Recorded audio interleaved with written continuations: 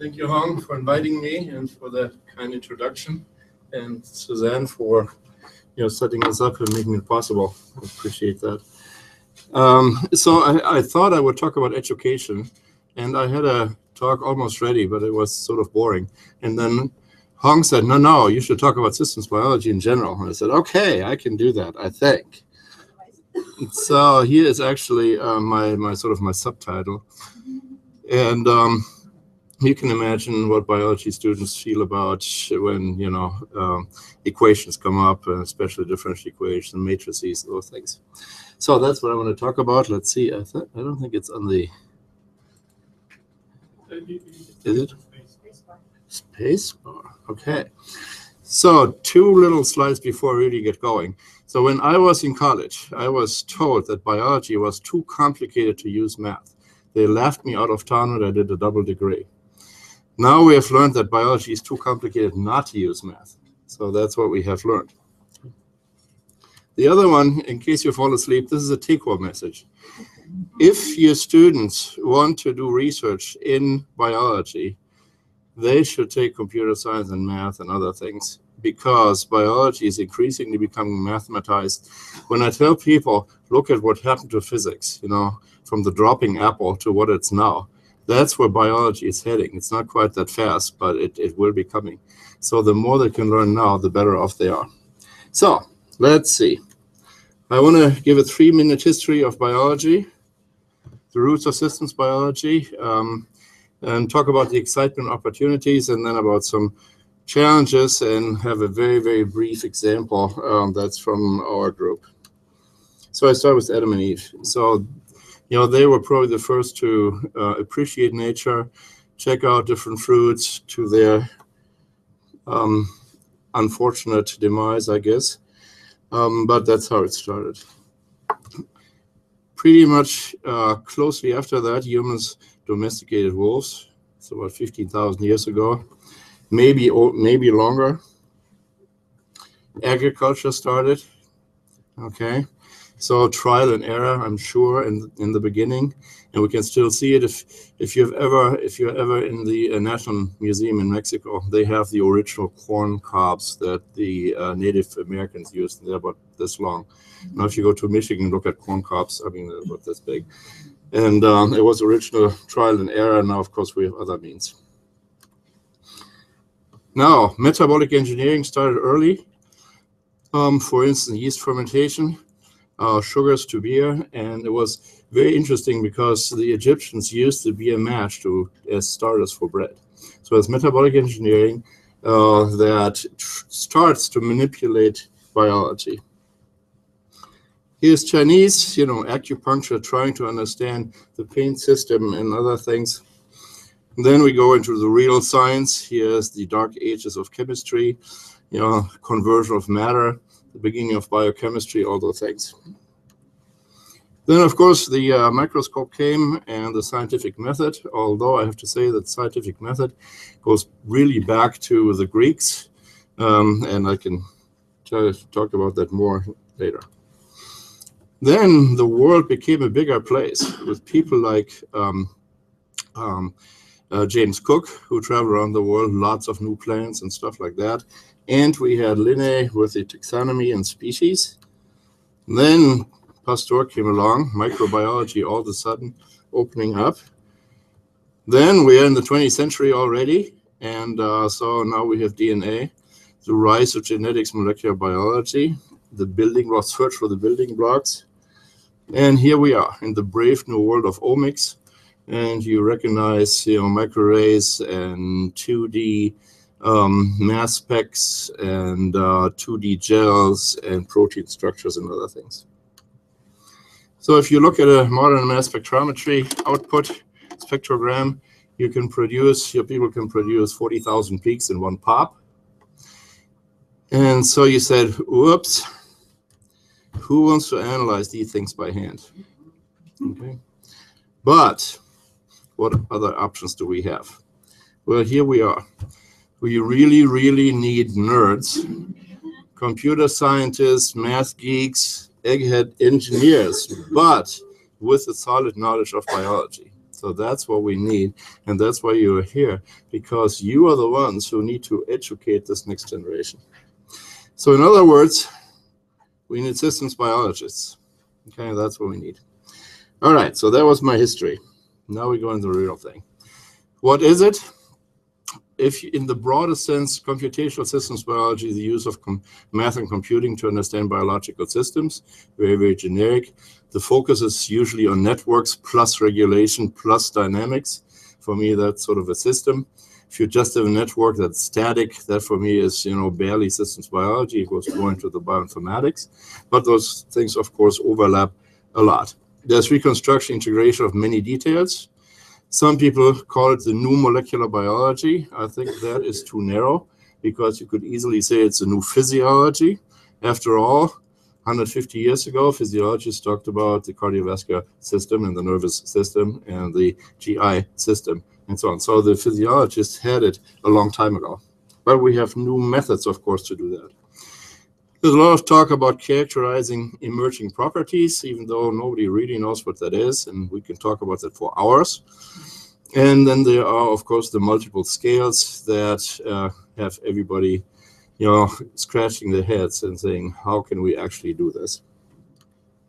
So for me, computational analysis of biological phenomena within their context, that's really the difference. If you look at a gene, and you study that gene, you ask it that systems biology. I said, well, it depends. It depends why you do it. If you just look at the gene, then it's not. But if you say, I need to know this to understand what this organism is doing, then it becomes systems biology. So why is systems biology so exciting? Well, imagine we would, which we don't, but imagine we would understand biomedical systems well enough to do all these wonderful things. So we could take microorganisms and they make stuff with few side effects, pharmaceuticals with high purity and low price, food products, things like C4 rice and those things that is really needed to feed the population of the Earth. If we could supplant fossil fuels, or at least some of them with biofuels, it has to be a systems understanding of microorganisms, plants, and other things. Of course, it goes into personalized medicine. That's on the horizon, and it's always claimed as a hallmark for systems biology. It's there. So I know it sounds utopian, but who would have thought? Okay, if you had asked 50 years ago, will we be able to know something about Mars? I said, yeah, you have a bigger telescope. That's what you're going to have, right? And now we have a little rover running around and sending photos back and talking about people going there. So it's utopian, but it's going to come. I have no doubt.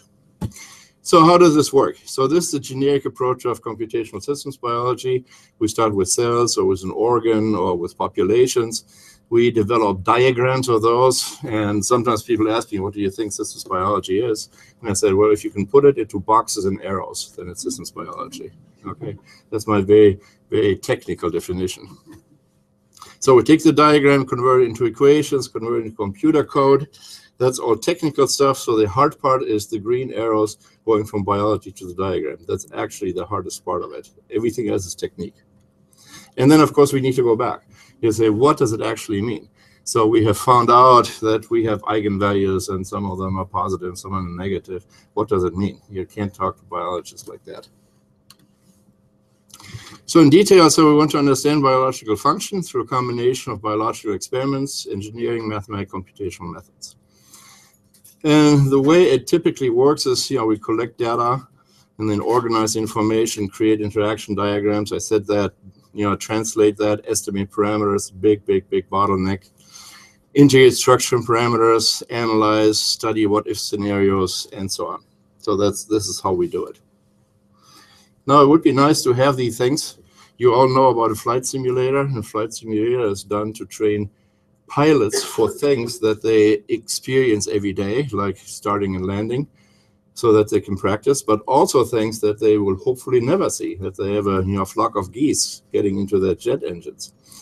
And so it would be very nice to have disease simulators that could be used to train physicians and the public and say, okay, here's the disease.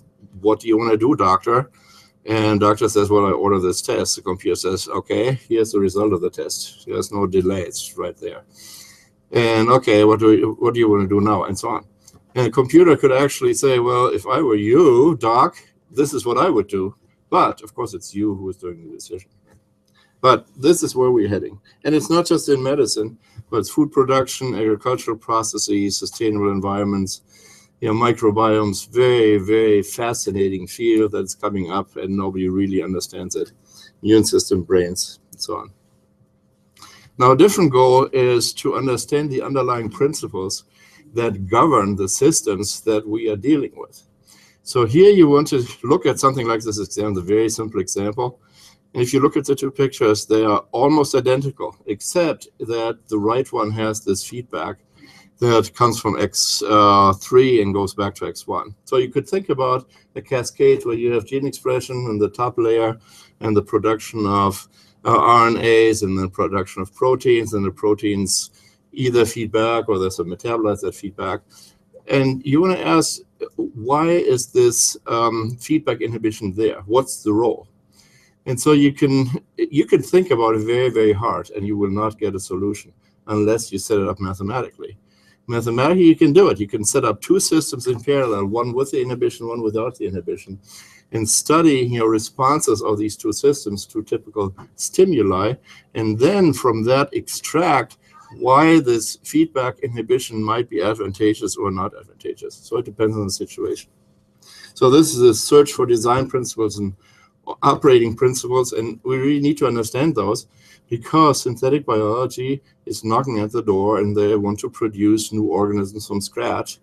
Nature had 3.5 billion years of doing this, and they have figured out, nature has figured out a lot of stuff that doesn't work and a lot of stuff that does work. So we should understand why nature is doing it this way and not in a different way.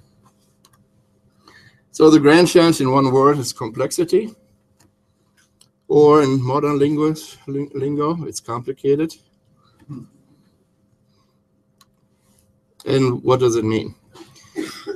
Well, related to this inherent complexity is the simultaneous operation at different levels and other things, and I'll talk about these very briefly. So the biological hierarchy, you have gene expression, but gene expression is not working in a vacuum. There's the actual regulatory networks, the gene networks that are affected by proteins, affected by metabolites, mRNAs, silencing RNAs, microRNAs, all those things. Then we actually have the metabolic networks, which we probably understand better than many of the other things for a reason that I'll be happy to discuss, but I'm not going to talk about now.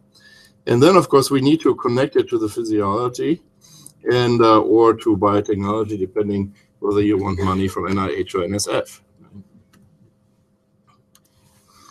So the next one is the large numbers of components and the large numbers of processes. And it's sort of a trivial thing in a way, but it is very important. Let's see why. If you look at yeast, 6,000 genes. Nobody really knows how many proteins are in the human body. Nobody really knows how to count them even, because, you count methylation states and phosphorylation states and dimers, and do you count them extra or not? So nobody really knows. They say there are 100 billion neural components in the human brain. I haven't counted, so it's on the internet, so it must be true. And so here's 5 octillion atoms. This is you. In case you haven't seen it printed out, here it is. Okay, 5 octillion atoms in the human body. Now, granted, we do not have to look at all these atoms at all the time. Okay, but there is a lot of stuff happening, and the bookkeeping by itself is an enormous problem. Now, there was a psychologist in the 50s who said this: the human brain can manage 7 plus or minus 2 items at once. Now, some of the younger people probably can do 9 or 10. I can barely do 3, okay? Now, if you say you need to deal with, 6,000 genes, you cannot do it with your little brain, So we need support, and support has to come from computational means. Processes are nonlinear. It's something that everybody says, yeah, but I don't know whether everybody really understands what the implications are. So what does it mean? So this is a linear system. This is a hot spring in Taiwan. And So the people are all sucking up hot water into their houses, okay? So you have these pumps, and there are all these pipes that going into that river, and they suck out the hot water, and they pump it back cold. Now, is it a complicated system, complex system? Well, it looks very complicated, but in the end, you have just a bunch of pipes and pumps that are in parallel. So it's not really all that hard to understand. So let's compare that with something biological. Or first another scenario. So let's say you invest $100 in company SureBet, and if you're lucky, then I think the market is over 17,000, so maybe you're lucky. Then you know the return is $750. Okay. Now you said, man, that was good. I should have invested 10,000 because then I would have 75,000 bucks, right? So if you look at this, it's linear scaling up to a point, but it's linear scaling. So the more you invest in this particular stock, the more money you get out, and it just scales up. Now here's the opposite. Here's what biology is doing. You put 2 tablespoons of fertilizer on your roses, and if you grow roses in Georgia, you know what a pain that is. And if you're lucky, they produce 20 blossoms. Now there are some that are laughing already, and they know what's coming. Okay. So you put 200 tablespoons on your roses, and the roses do not produce 2,000 blossoms, but they look like this, right? So there's a little bit of linear scaling in the beginning. So maybe from 2 to 2.5, you can, you know, scale it up, but eventually you get something that's totally different. Related to that is this. Quantitative changes in parameters cause qualitative changes in responses. Quantitative changes in parameters cause qualitative responses. Qualitative change in responses. What does that mean? Well, here's an easy example. So, sun is out. It's 71 degrees. You could drive down to Savannah or to Charleston, so to the beach. And if you do it right, so let's say you go at 9, you come back at 12:15. It works like advertised. You get the island glow, okay? Now, if you, however, decide to stay until after 1, it may look like this. So why do I show this? I show it because the input to both systems is exactly the same, except for the quantity. I'm inputting a little bit more sunshine, a little bit more UV. The responses are totally different. So sunburn is a totally different response from a suntan. And there is some threshold, and the threshold depends on environmental factors, on your makeup, on your history, health history, on your genetic disposition. All those things go in there, so there's no way that we can know where the threshold is, but these thresholds are there. And now you have to imagine if you have hundreds of thousands of these thresholds in the body, it's very, very difficult to make predictions of what these things are going to do.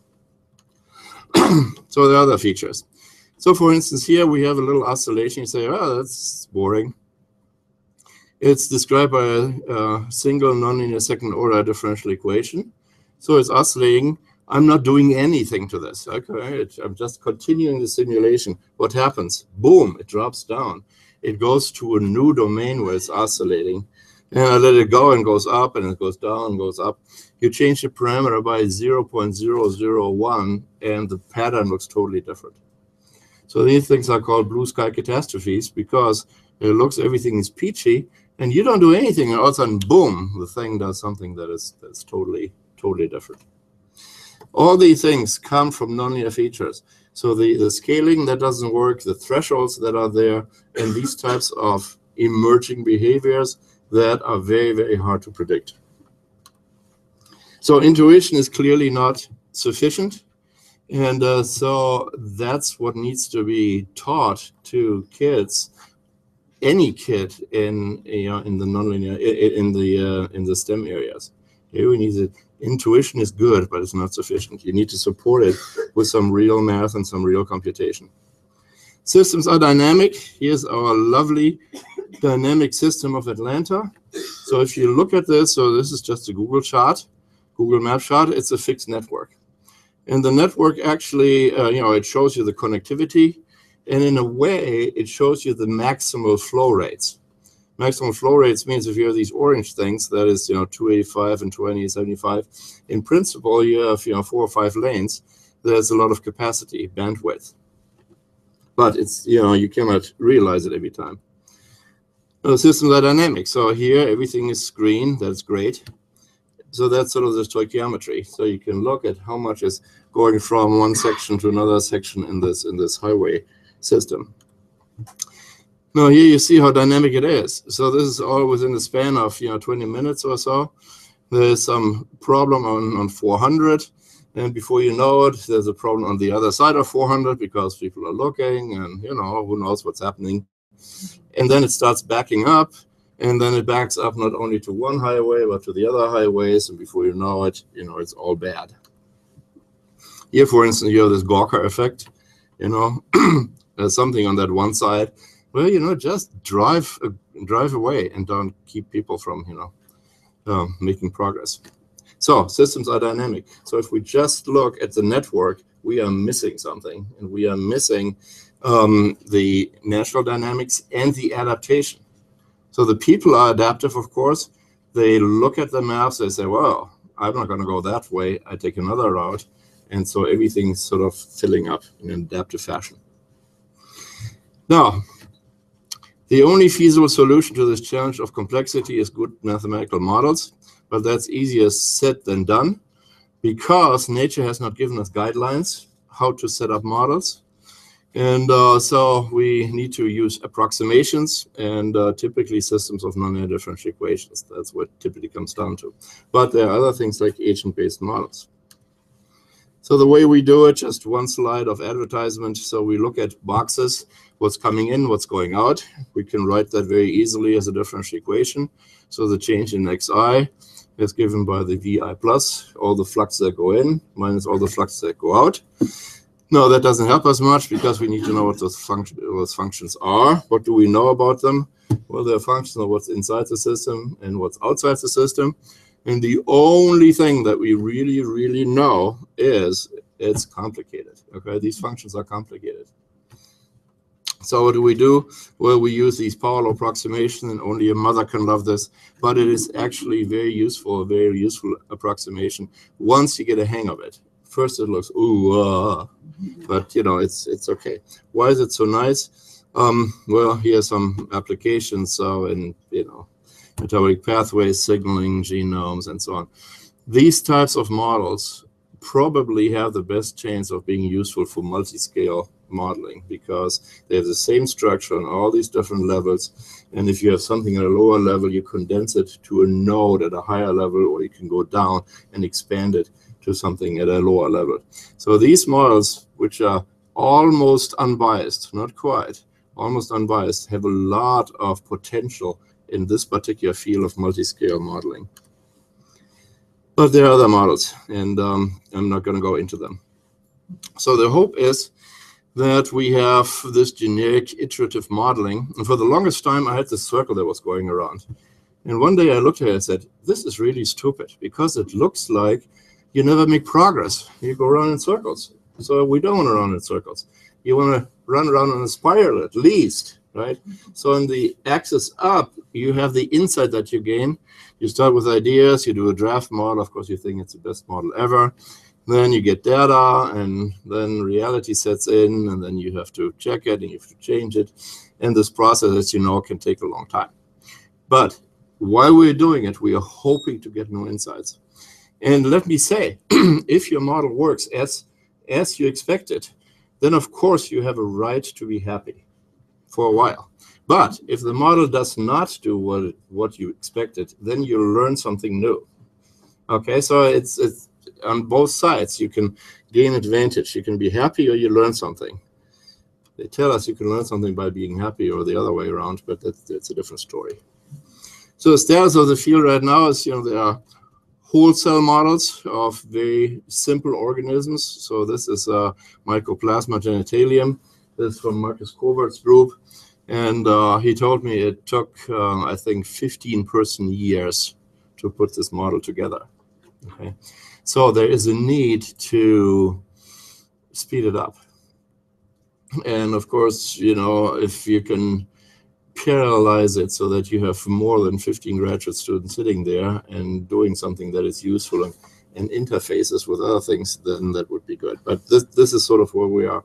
So we are not there that we can set up a model for diabetes. It's just not, you know, not feasible at this point. So one of the grand challenges is actually, you know, how do we educate the next generation of quantitative biologists? And so there are lots of topics that are involved in that. First, you can ask, what should every systems biologist know? It sounds like a reasonable question. And given that systems biology has roots in biology and biochemistry, and chemistry, and physics, and math, computer science, if you ask a person from each of these disciplines, what does a systems biologist need to know? You get a list that no human being can master. It's just not feasible. Okay, so there needs to be either some condensation, or there need to be new strategies of how you teach and how you learn, or we need to come up with some ideas of what the key concepts are, or how students approach problems and say, we don't even know what the problems are going to be in 5 years or in 10 years or 20 years. We need to teach them how to solve problems. So at Georgia Tech, we do a lot with that, and I'm in biomedical engineering. So all the freshmen or sophomores have to do a course that's called problem-based learning. In that course, the students form groups of about 8 students, and they get problems that have no solutions. And we tell them, find a solution, and you have a month, and then you have to do a PowerPoint presentation, and you have to write a report about it. And the PowerPoint presentation is not to your facilitator, to your instructor, but it is given in front of other groups of students who had done exactly the same problem. So you will not get away with anything. So if you say, I found something in the Ukrainian Journal of Ophthalmology that could help us, they say, no, we looked at that. That doesn't work, right? So these types of courses, the students are, you know, sort of scared because they have to trust and verify. They have to split up the work. We have one on, you know, pancreatic cancer, for instance. It says 34,000 people die every year in the United States from pancreatic cancer. Isn't there something you can do about it? The American Cancer Institute has tasked your group to come up with some diagnostic means of, you know, reducing that number. And then they say, I don't know anything about pancreatic cancer except that Steve Jobs died from it. And then they do what everybody would do, and they go on Google and they find 800 gazillion hits in 0.014 seconds. And they say, whoa, we cannot go through that. And then they start to structure the problem, and you know, they are young and enthusiastic. They want to test everybody every 6 months. They said, do you really want to go and have a needle biopsy of your pancreas every 6 months, even though you're totally healthy? And I said, well, maybe not. And you know, financial things come in. But these types of courses show students how to approach problems that they'd never seen before. And they have to do it in groups. They see immediately that's too big for a single person to do the whole thing. And we have, you know, 3 or 4 of those projects within a semester. So it goes boom, boom, boom. Okay, so what should every systems biologist know? You know, does that student needs to know how tryptophan is synthesized? Arguably not, because you can go to Google and say tryptophan synthesis, and you get more than you can ever remember unless you are an expert in that field. So since biology students need math and computation, what we really need to do is to train them to become bidialectical. So they have to learn a new language. And it's either way. If they come from computer science, they need to learn biology. If they come from biology, they need to learn some computer science. And people always say, oh, it's much easier to teach a computer science students biology than the other way around. In my opinion, it's not true. It's true in some cases, but it's not always true. So I have biology students who have learned really good MATLAB computing and other things. So it is doable both ways. Okay, so now these students need to learn all these basic things, but at the same time, they have to be experts in something. And we must not forget that. So we cannot say you need to take, as an undergraduate, 150 credits in all these different things without becoming sort of expert in something, especially for graduate students who go out and come maybe from biology or come from physics, and they need to learn, what does it take to do a microarray, and what is reverse transcriptase, and what are other things.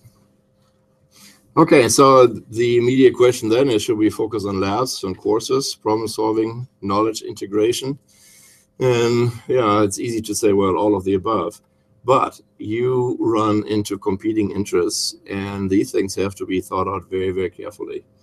So biologists usually tell you, oh, they should be in the lab from the first day on. What's in books, it's old, it's out of date within, before the book is out, it's out of date. Well, I don't agree with that necessarily. That's why I write books. But to some degree, they need to have the experience, but they need to have the book knowledge that's out there. But I think very important is knowledge integration and problem solving. How do you get the pieces that you need to solve a problem from the internet? How do you discern whether the information is good or bad, whether it's even reliable or unreliable? It's totally wrong. Those things students have to learn. Because we used to be, when most of you, no, nobody were my age ever. I think maybe one or two. Okay, so okay. So a long time ago, we were data poor. Okay, it really took a lot of effort to get some data from something, or the stacks in the library. Now we are very data rich. It doesn't mean that the data are good, but we are very data rich, and students have to learn how to sift through, and that it makes a difference whether something comes from the New England Journal of Medicine or from the National Enquirer. Okay, when they look at that, and those are things we teach them in our problem-based learning courses. It is important because initially I say, well, I found it in the internet, it must be true. Now, the last one is, there's an education group here. I guess there are discussions. How can we teach complexity and emergence if we don't really know what it is? Okay, you look at definitions of systems biology on the internet or anywhere else, and those two things come up in 80% of the cases, if not 95% of the cases. And you say, well, emergence, what is that? So for the biochemists among you, you know Haldane, very famous biochemist. He said, that's all baloney, You want to get something for nothing. This is not scientific to talk about emergence even. You just cannot explain it. But we have these things. We have cognition out of nerves that are firing, and we have other things. How can we explain it? I don't know. I don't have an answer to that question. I'm going to the philosophy conference in April. Maybe they have something. I don't know. Now, here's what we are currently doing. And we have submitted an NSF proposal to create a community of educators in systems biology. Now, should you be a reviewer, be nice, okay? Swallow your pride and be nice to us. So we have about 40 participants, 12 countries, without even advertising. Because I wrote to them and I said, would you be interested? And what I wrote was, I said, okay, we want to create this forum where we will start uploading our course materials. And we have actually started. The website is there, but you wouldn't find it because it's hidden. But it's coming. It's almost there. So I teach a course for undergraduates in systems biology. Okay, and I am putting all my materials there: lecture notes, projects, exam questions, everything. I do an introductory graduate course in sort of problem solving with mathematical models, I think it's called. And we will put that there. Okay. Then there will be a forum, and you could write and say, you know, your course is nice, but it's for biomedical engineers, and they are all computer savvy, and I have biology students, and they are scared to death. What can I do? And I'm sure there are other people who have answers to some of these questions. Okay, so every instructor in systems biology is welcome to join. I will give you an email address on the last slide. And if you are interested in participating in this effort, then let me know. And hopefully we get some money from NSF. We will do the forum, the community building anyway. I shouldn't say that in front of Suzanne, but we will do it anyway. But if they give us money, we will have money to organize workshops like this, because that's part of the deal. So this website is coming soon, but importantly, we have a logo. So there it is. So that's the International Systems Biology Education Network, and you can't really see it because there's really a little network behind it. But all right. Here's just one example of what it takes to solve real problems or even approach real problems. So this is from our group. Our group means it's run by Emory with Georgia Tech and with University of Georgia and CDC and actually some other countries. And it's about malaria. And we study that in macaques, monkeys. And the macaques have pathogens that are sort of parallel to the human malaria pathogens. So you have this malaria model, or two actually, that are very similar to human models. So this is all the whole cycle, and that is, of course, complicated. And so this is the type of data we get. And so we have, you know, all the omic stuff. There's then physiology. There's maybe subcellular location, and then the host pathogen interactions, the responses by the macaques or by humans to these insults, and so on. Now, if you don't believe it's a lot of data, here it says, and this is a slide from Jesse Kissinger, who's back there. This is what it is: 230,000 samples in 5,700 files. Okay. And we have, it's probably an old slide, that's probably more by now, but there are metadata, and there are data on, or files on what other files mean. And I mean, it's an awesome construct, but that's what it takes. So what can we do with that? Well, here's the infrastructure. I'm going to skip that in the, so, you know, we need machine learning. We need solid statistics to get patterns out of these data. So you have these omics data, all the wonderful omics. They said, what is noise? What is real in these things? Once we get these patterns out, ideally, we want to convert them into dynamic modeling, because dynamic models let you test hypotheses. Now we can say, aha, we hypothesize that this is happening because so-and-so. Now we can test it. And we can test it much, much more efficiently than we can test it in the macaque, let alone in humans. So for instance, we are looking at normal hepatopoiesis, you know, blood formation. We look at the effects of malaria, and you all know that anemia is a big problem in malaria. And we want to understand what is actually killing those red blood cells. And it's not the infected blood cells that die, it's healthy blood cells that die en masse. And we said, why is that? So that's where we are, sort of. So here's something we, you know, figured out. So the fluxes in purine metabolism are changed in the blood. We said, why? We said, well, we don't know. But we created a new hypothesis. Maybe it's right, maybe it's wrong. But this comes out of this integration of genomics data and metabolomics data. And also we said, wow, the flux patterns totally changed in comparison to healthy macaques.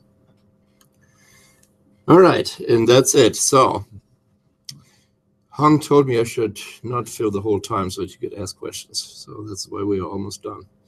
So biology is changing very rapidly. If you don't believe it, you have been sleeping for the last 50 years. Okay.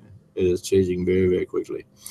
Observation and description are becoming very, very quantitative. And the longer we go on, the more quantitative it becomes. Now, there will be holdouts. And I give talks like this, and people say, why should we learn something new? You know, I've been so successful for all my life without doing all that math stuff. Okay, yeah. Some people who are beyond rescue, okay? Like Herman Cain says, you can only rescue those that are rescuable, okay? But for people who are young, or people who are teaching people who are young, this is really important. So they need to get rid of the fear of computers, and that has improved tremendously in the last 20 or 30 years. But they need to learn how to structure projects or phenomena so that you can put it into a computer approach and then actually deal with it. So math and computing are moving into the mainstream. I think it's just a fact. Computational systems biology is still in its infancy, but it's moving rapidly, and it's a good time to be in that field because there are a lot of low-hanging fruit around where we can tag on and solve problems. So this system biology holds great promise for system simulation and also for the discovery of design principles and operating principles. Lots of opportunities, but lots of challenges, and the challenges by and large have to do with complexity, because everything is so big and has so many components and so many moving parts, and you cannot take it apart and study parts in isolation and expect them to work as they work in the body. Those are all the problems we have to deal with. So the advice for future careers: study math and CS. Don't ignore biology. I'm not saying that.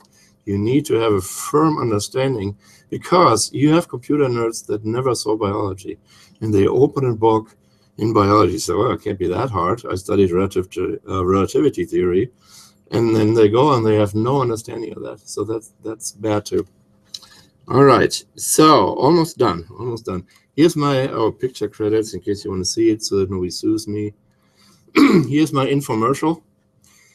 Are you, a systems biologist, biomathematician, or modeler, having problems explaining to all but your students what exactly you are doing? So you go home and your spouse says, so what do you do today? And you say, well, if that's the case, worry not. Coming down the Amazon near you is a new book, The Inner Workings of Life. It is short essays on topics of systems biology without a single equation, okay? Should come out in June, Cambridge University Press. It's sort of, like this presentation today. There were barely equations. And it's sort of, light and easy. And each chapter, if you don't like it, it's only 10, 12 pages. You could skip it, go to the next one. But it goes into all the topics in complexity and emergence and question why. There's a chapter that says the computer will see you now, and stuff like that. With that, here is the email that I promised at the bottom. I hope you can see that. And this is a new building we just moved into, so it's kind of cool. Here's my office. I lucked out. And with that, I thank you for your attention. I'll be happy to answer a few questions for about 10 minutes.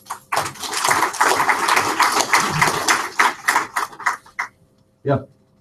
So a disclaimer, because computational systems biology has been around for at least 60 years. Only it was in ecology. So it started actually back in the 50s and 60s. We're thinking about things like fluxes of radionuclides and toxicants and so on.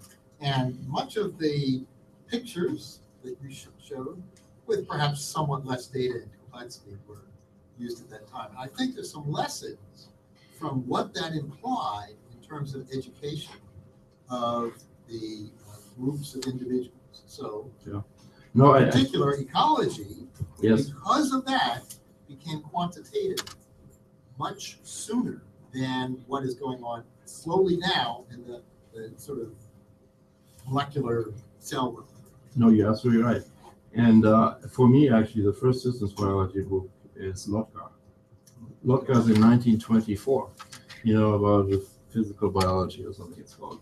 And then if you go into von Bertalanffy, he had this paper in Naturwissenschaften about open dynamic steady states and systems, and there was some nonsense in there too, like what we think today. But it sounds like systems biology in the 30s. In fact, he wrote another book in the 60s where he said, why don't people see what I think? Nobody's believing me. I've written this book 35 years, or this, I think 30 years ago, and nobody believes me. No, I agree. And then you have the whole list, you know, with Rose and you know, all that. Cybernetics, right. Wiener, and then, you know, all those things. Actually, I studied cybernetics in college, so, you know. Yeah, there's nothing totally new under the sun. And it's clearly not just a temporary outgrowth of molecular biology, as some people seem to think. And so you're right. And I mean, if you go to the physiologists, as I said, you know, that was, you know, 1820, 1850. They said it's all systems, let alone the Greeks, Hippocrates. Yes, sir. What are you seeing as the new mathematical or computational problems to also attract the mathematical scientists into the subject of systems biology? I don't want to write those people off. No. Can you repeat this question, please? And so the question is, he said it much more elegantly, but he said, what's in it for the mathematicians? What are the open mathematical questions that need to be solved? Is that a fair? Yeah, so physics is always our role model and our envy. At the same time, physicists don't have jobs. We do have jobs. Okay, that's the compensation. I know you became a biologist because of it. Okay. Yeah. So what physics has that biology does not have, really the main thing is that they have theories. And so you have so much theory based on mathematics and based on physics and so on that we can't send a rocket up to Mars that spits out a rover without ever trying it out, really. Okay? So biology needs theory. Now, there is a little bit in ecology, of course, has been for the last 60, 70 years. There is something in biochemistry. It's called chemical reaction network theory. I do not think it has had a huge impact yet, but it doesn't mean that it's not useful. So those things are there. For me, so tomorrow I'll give a talk at UGA about what the best representations are, mathematical representations, because we don't know. You get data and you said, you know, formulate a model, and you said, what function should I use? And there's no help. So it's a question of identifying representations, identifying parameter values, and you go to computer scientists and say, we have issues with parameter estimations. We solved them 30 years ago. Here's some software. Well, it always works for the example that they have, and then you have a new example and it doesn't work. And except for one computer scientist at Georgia Tech, and that's a good school, everybody disappeared after I told him, okay, here are my data, help me. And then they all disappeared. One left, and he said, well, it's a hard problem. Okay? But, you know, the parameter estimation is a big issue. The structure identification, you know, how are these networks put together? It's a big issue. Nobody truly understands it. Bayesian network inference goes only so far, because you do have all these cycles, you have feedbacks, and you have all that stuff. And so those are things that are there. Leo talks about a new mathematics. I said, what do you mean? He says, well, it's new, so I don't know what it is. So that's not very helpful in that sense. But if possible, automation of this whole pipeline. So you have data, here you have your machine learning, the statistics, and so on. It needs to go into patterns. How do you convert patterns into hypotheses that we can, you know, work on? Those types of things. Yeah. Since you invoked physics, I'm not the only one in the room. I wanted to just read your quote about biology and complicated. I wanted to add a third addition, which is I think biology will begin to appear complicated unless we use mathematics. I'm not as convinced it's actually as complicated as we think. And I think that's a challenge also from the education and from the research side and maybe from the math side, we need to talk about at some point, which is how do we take complicated systems and we can reduce them, actually turning out interpretable models. They're both low-dimensional and interpretable. In some ways, that the physicist perspective that tries to do, you show the picture of covert, 15 years, giant model, is that the right way? Is that the right approach? And so I think it's worthwhile. No, I mean, Ilya, he just gave a talk this week at our seminar, and you talked about these types of reductions. Absolutely. And I have nothing against physicists unless they have this attitude, how hard can it be in biology? People, I mean, we're all together in different perspectives. We're just bringing up those. Yeah, no, absolutely. Yeah. Yes, sir. That's a good point. And, but I'm a biology side of it. The thing is, it's tough because it's Occam's razor. We don't want to confuse reliability with validity. Just because something's reliable doesn't mean it really happened. Versus if math gets so complicated, how do you explain it so that you can put it in a machine so it will work reliably? So it's tough. So I used to be a strong believer in Occam's razor, and I've developed real doubts about it, because there are many things that we observe in biology that we apparently could solve in an easier way. Okay, so they said, why is all this redundancy there? And maybe we're just not asking the right question. That could be. But to say, well, this is the simplest solution, so that must be the best solution, I really don't subscribe to that anymore. And the more you think about it, the more you will probably agree with that same point. I see some mature people nodding, so it must be true. Okay, let's see how we're doing. Any other questions? So if you're interested in this forum, we will roll it out probably within the next month or so, maybe 2 months. I will start and put all my materials there so you can use them. Anybody can get into the website, but there will be an instructor part where we have to make sure that you're an instructor, not just some student from my class who wants to look at all the solutions, okay? Or his mother or something, you know. We have a